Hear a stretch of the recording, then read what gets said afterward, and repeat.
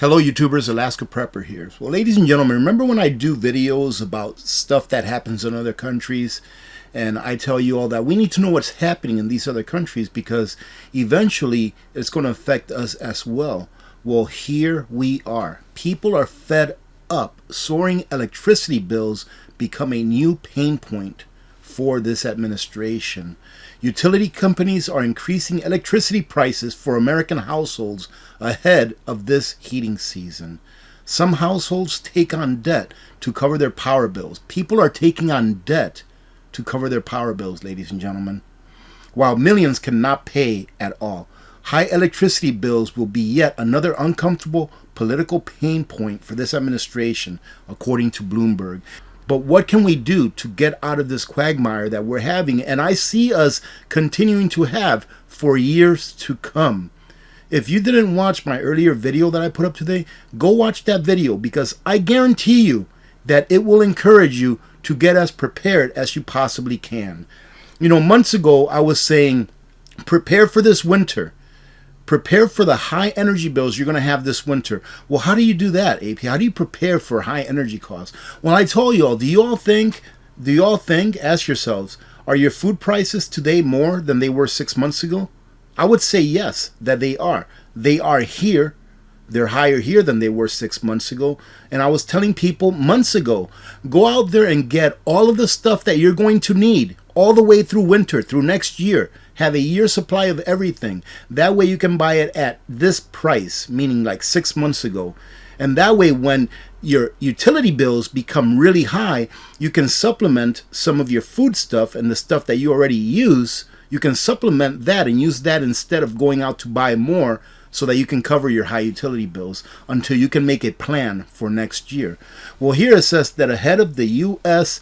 contests, we outline in several pieces that rising commodity prices are forcing utility companies to negotiate power contracts with customers higher.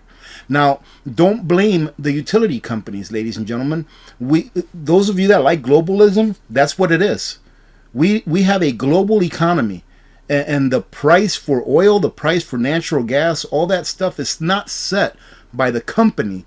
It is set by the market, by the global market.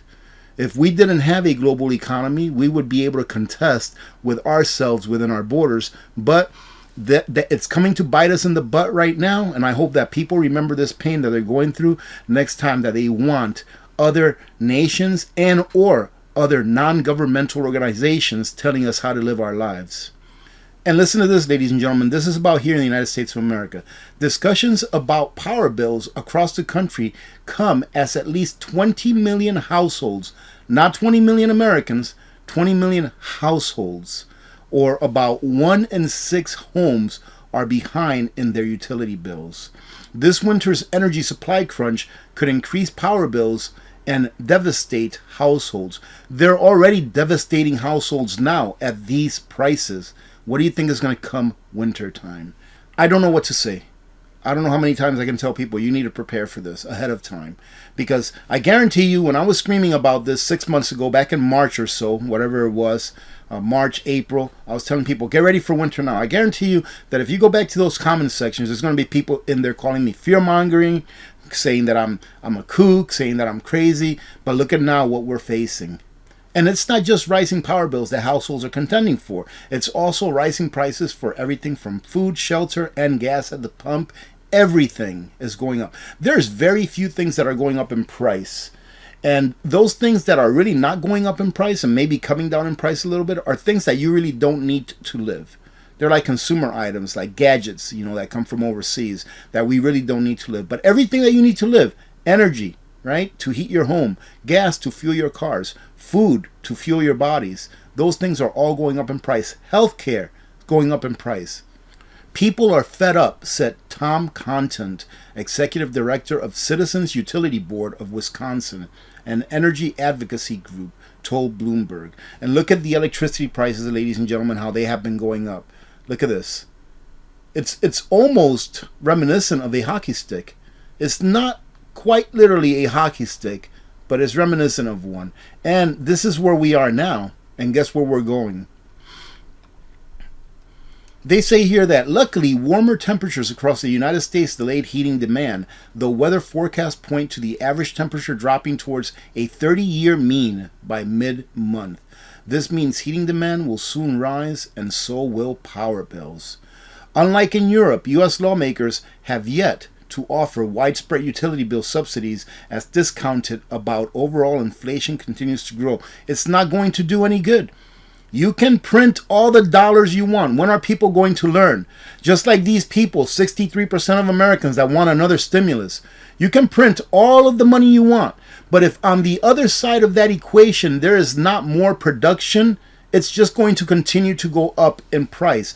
They're subsidizing it now, and you're going to end up paying for that subsidy that you're getting this winter for the years to come. Why? Because printing money doesn't work. You cannot print energy out of thin air. It has to be converted from one thing to another. And when you print money, you're printing what is false energy that was never worked into existence.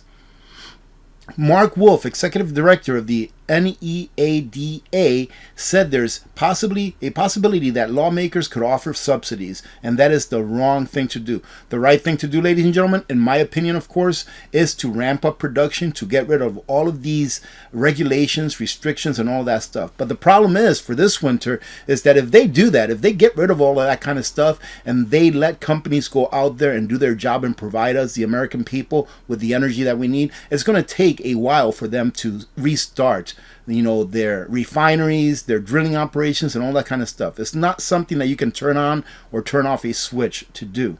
He doesn't believe that this administration is at the point of offering subsidies or intervening in the power markets to protect consumers from soaring rates, though he said there's no reason that it can happen. Now, what have I been saying? You're going to feel the pain. All right? You are going to feel the pain. They are going to put the American people in a position where the pain is so much that when the next crisis comes about, they will be willing, or the majority will be willing, to accept whatever solution the government put in front of them for the very same crisis that it created. And look at this, ladies and gentlemen. This right here is starting to look, from a technical analysis point of view, is starting to look like a little cup and handle. A cup and handle is one of the most bullish indicators that there is in technical analysis.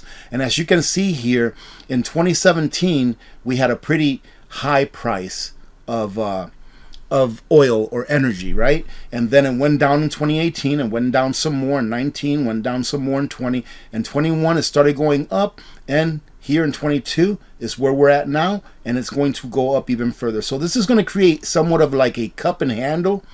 And then once it gets to the highs, it's going to go even higher. That is what a cup and handle technical analysis formation indicates. It's that things are about to go higher. Now, this is a very small one, but when we're talking about that people cannot afford already what they're being charged for energy, even if it goes up another 1, 2, 3, 4%, it's going to make a big impact on whether people can actually eat this winter and the next winters to come.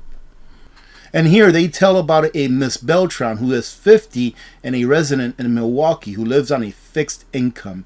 And who does inflation hurt the most? People that are on fixed incomes, of course. If you're on Social Security, if you're on a retirement, it's going to hurt you the most. And isn't that great that the government is putting out an 8% Social Security increase this coming year in 23? However, the inflation rate is higher than 8%, meaning that you're not even being able to keep your head above water with that 8% increase, which just happens to be, I believe it's the highest increase that they've ever had for Social Security, or at least like in the last 50 years or so. Go ahead and correct me on that in the comments on the bottom if I'm wrong on that. And Miss Beltran says, I want energy that is affordable for me. I will vote for whoever I truly believe will make a change. It doesn't matter who's in office, ladies and gentlemen, because even if we do open up all of the oil fields, like I said, oil fields, gas fields, whatever it is, like I said, it's going to take a long time for them to get up to production. And as well, all of the inflation that was produced in the last couple of years, it still hasn't really caught up to us. And all of the inflation that's being produced right now, all of the money printing that's being produced right now, it has not caught up to us yet. The inflation that you're seeing right now is the inflation that is the cause of all of those stimulus checks that they gave out about 2 years ago, something like that. That's the inflation we're experiencing now. So even if they fix the problem right now, we still have inflation to deal with for the next several years.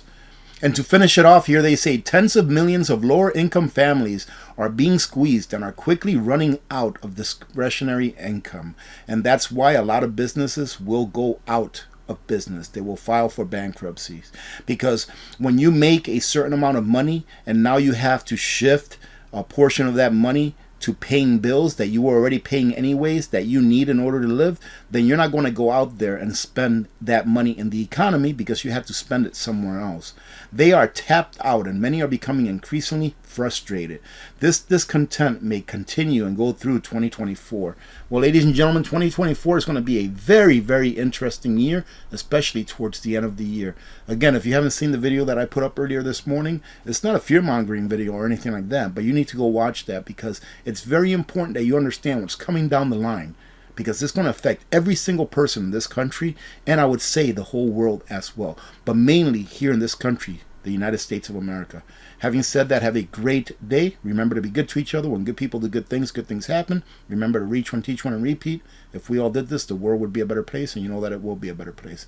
Many blessings to all of you and your families. I'm Alaska Prepper, and I'm out. God bless.